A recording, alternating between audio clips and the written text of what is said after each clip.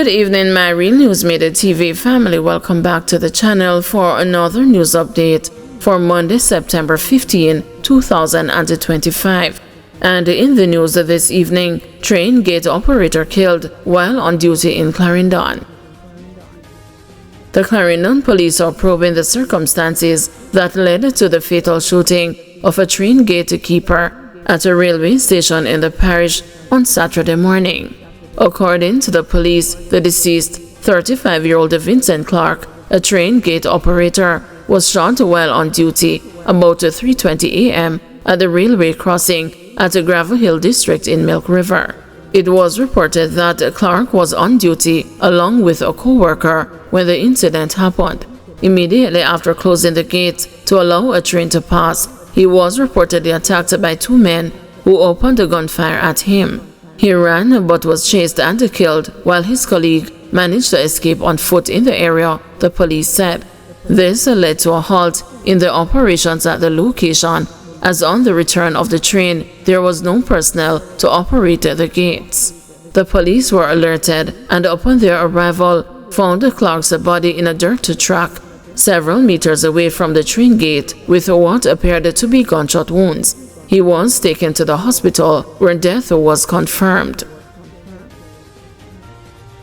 Mother calls for justice in alleged police shooting of son in Nannyville.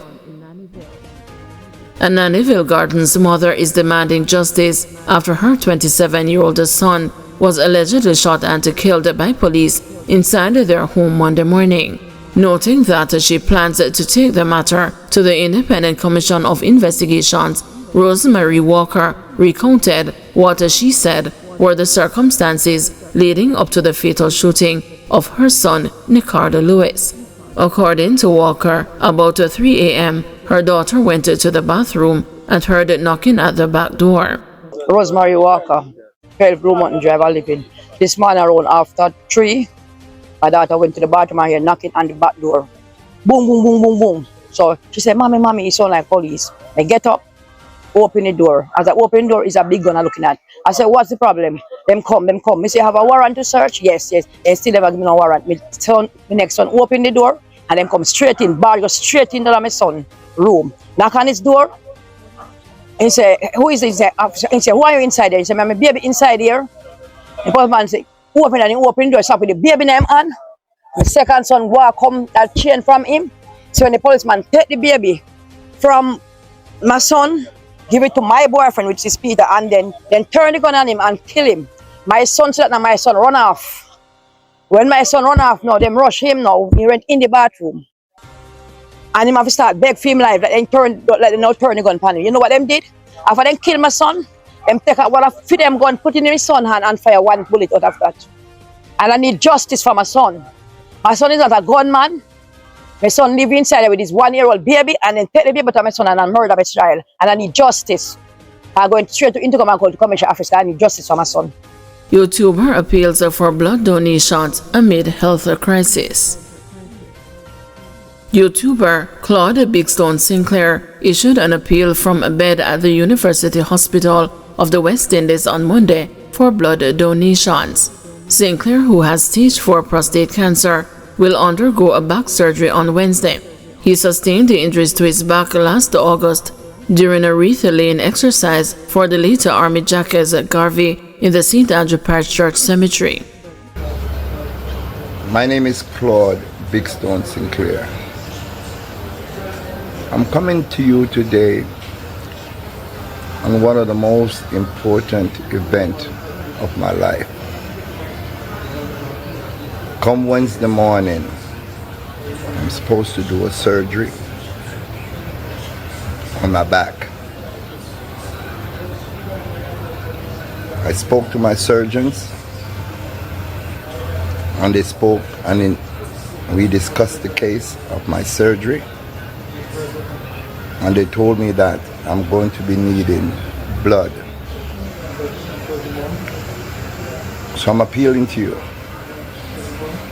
all those of you who are my friends and my fans, and you can give some units of blood for me. Please go to the blood bank the nearest blood bank close to you. Give them my name, Claude Sinclair, and tell them that you're donating blood on my behalf.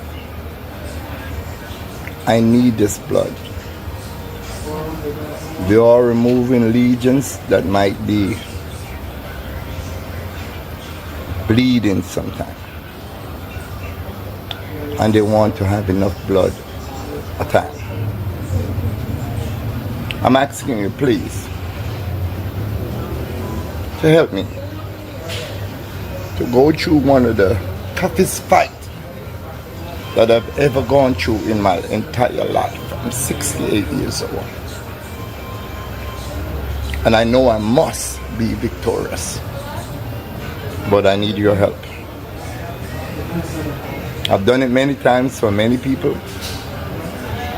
This time, it has to be done for me,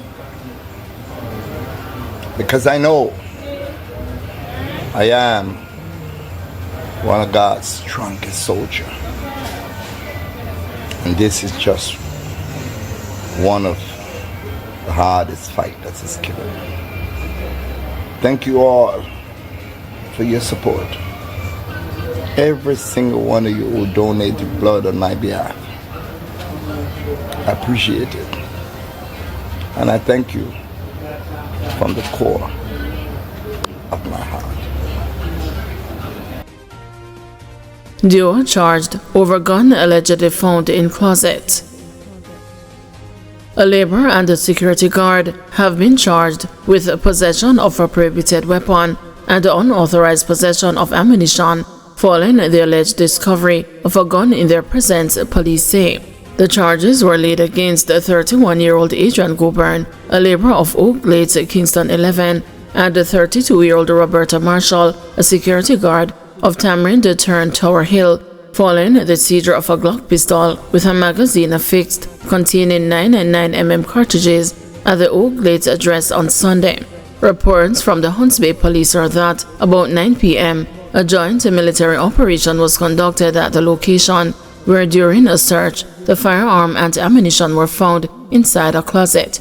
Goburn and Marshall, who were present at the address, were then taken into custody, where they were subsequently charged. Their court dates are being finalized. Cops are greeted with a gunfire during Tivoli Gardens patrol. Several police personnel narrowly escaped injury after a police team came under heavy gunfire in Tivoli Gardens West, Kingston on Sunday. There were no reported gunshot injuries, but one of the lawmen injured his legs after jumping from a mobile unit to avoid being hit by bullets. Reports indicate that around 6:45 a.m., the police were on mobile patrol when they responded to a radio transmission of gunshots being fired in Tivoli Gardens. Upon arriving in the community, the team disembarked from the unit and proceeded on foot to Tivoli Court, where a group of people were gathered as if a party had just ended. Enquiries were made and nothing was found. The team and other members who had joined them returned to the units and embarked on a flag march starting from Bustamante Highway. The police stated that upon arriving at Fungi Terrace, the team observed a man acting in a manner that aroused their suspicion. The man looked in the direction of the units and ran off. Members of the team gave chase, and upon reaching the intersection of Fungi Terrace and Zaki Avenue, they reportedly encountered a group of about 8 other men, all armed with guns. It is alleged that the men opened fire at the police. One of the cops reportedly returned the gunfire. A constable who injured his leg while jumping from one of the units was later treated at hospital. Police investigators say the attackers were all members of the Tivoli Young Generation gang. The police believe the risk of further attacks from the gang is high, and that given its ruthless history and high propensity for violence, lawmen should be on high alert when patrolling the Tivoli Gardens community. Thank you everyone for watching. See you tomorrow morning at 6 a.m. for another news update.